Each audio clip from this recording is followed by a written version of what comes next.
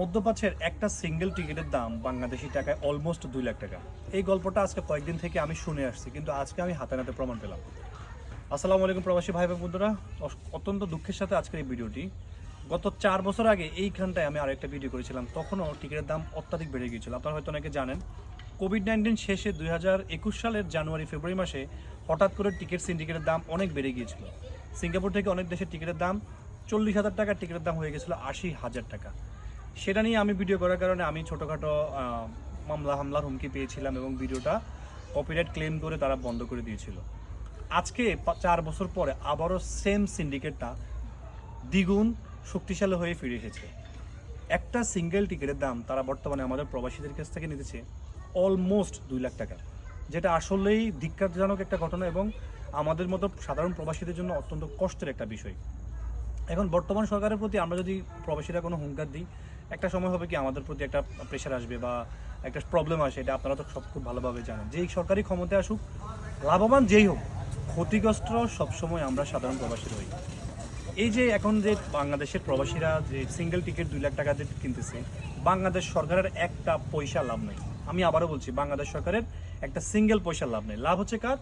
অবৈধ এবং সিন্ডিকেটের ট্রাভেল এজেন্সিগুলোর লাভ হচ্ছে তাদের। আর ক্ষতির সম্মুখীন হচ্ছে কারা? আমাদের মতো সাধারণ প্রবাসীরা।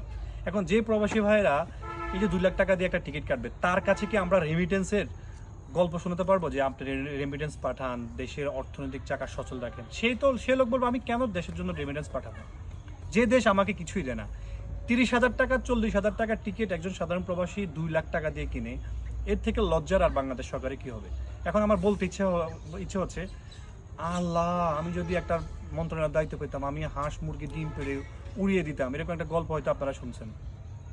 আমাদের বর্তমান অন্তর্বর্তীকালীন সরকারের উপদেষ্টা মণ্ডলীর প্রবাসী কল্যাণ উপদেষ্টা জনাব আসিফ নজরুল স্যার, শ্রদ্ধাভাজন, আমাদের বাংলাদেশের খুবই শ্রদ্ধাভাজন একজন মানুষ।